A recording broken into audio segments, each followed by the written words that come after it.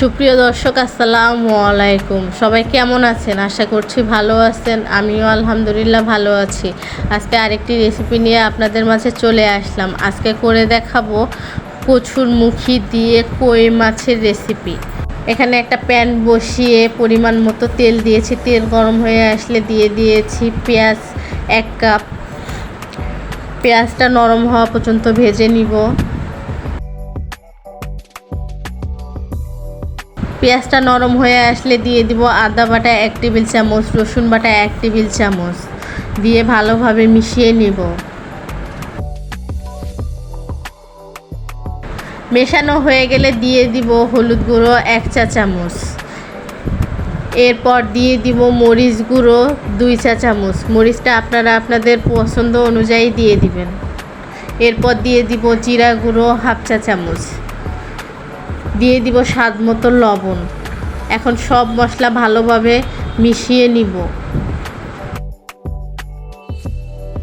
মেশানো হয়ে গেলে সামান্য পরিমাণ পানি দিয়ে মশলাটা ভালোভাবে কষিয়ে নিব। মশলাটা আমি খুব ভালোভাবে কষিয়ে নিয়েছি। উপরে তেল উঠে এসেছে দেখুন। এই পর্যায়ে দিয়ে দিব কচুর মুখী। কচুর মুখীটা দিয়ে ভালোভাবে মিশিয়ে নিব মশলার সঙ্গে। মেশানো হয়ে গেলে ঢাকনা দিয়ে ঢেকে দিব, কিছুক্ষণ কষিয়ে নিব। ফিরে আসলাম 5 মিনিট পর। দেখুন কচুর মুখীটা আমি এখন ভালোভাবে কষিয়ে নিব।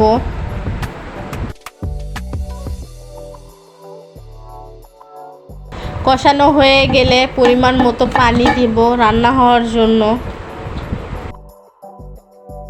পানিটা দেওয়া হলে আমি সব কিছু ভালোভাবে আবারও নেড়ে ছেড়ে নিব। এরপর একটা টমেটো আমি ফালি করে দিয়েছি। ঢাকনা দিয়ে ঢেকে দিব রান্না হওয়ার জন্য। ফিরে আসলাম 5 মিনিট পর। দেখুন বলক চলে এসেছে। এই পর্যায়ে ভেজে রাখা মাছগুলো দিয়ে দিব। আমি মাছটা আগে লবণ হলুদ দিয়ে ভেজে নিয়েছি। এই মাছটা এখন দিয়ে দিব একটা একটা করে। মাছটা দেওয়া হয়ে গেলে ভালোভাবে নেড়ে চেড়ে দিয়ে ঢাকনা দিয়ে ঢেকে দিব রান্না হওয়ার জন্য। আপু এবং ভাইয়াদের কাছে একটা রিকোয়েস্ট, যারা এখনও আমার ইউটিউব চ্যানেলটি সাবস্ক্রাইব করেননি প্লিজ আমার ইউটিউব চ্যানেলটি সাবস্ক্রাইব করে দিবেন এবং পাশে থাকা বেল আইকনটি প্রেস করে রাখবেন। এতে করে আমি যখনই ভিডিও ছাড়বো সঙ্গে সঙ্গে নোটিফিকেশন পেয়ে যাবেন। আর যারা ফেসবুক থেকে দেখছেন অবশ্যই ফেসবুক পেজটি ফলো দিয়ে শেয়ার করে রাখবেন। এর ফাঁকেও আমি 2 থেকে 3 বার নেড়ে ছেড়ে দিয়েছি। দেখুন রান্নাটা আমার হয়ে গিয়েছে। আমি এরকমই চুলা অফ করে দিয়ে নামিয়ে নিব। চলুন আপনাদেরকে তাহলে পরিবেশন করে দেখাই। দেখুন কত সুন্দরভাবে কচুর মুখী দিয়ে কই মাছের ঝোল করে ফেললাম। এইভাবে আপনারা বাসায় ট্রাই করবেন, খেতে কিন্তু ভীষণই মজার হয়েছে। দেখুন কতটা আকর্ষণীয় দেখাচ্ছে। এইভাবে আপনারা বাসায় ট্রাই করলে অবশ্যই আমাকে কমেন্ট করে জানাতে ভুলবেন না। আজকে এই পর্যন্ত। সবাই ভালো থাকবেন, সুস্থ থাকবেন।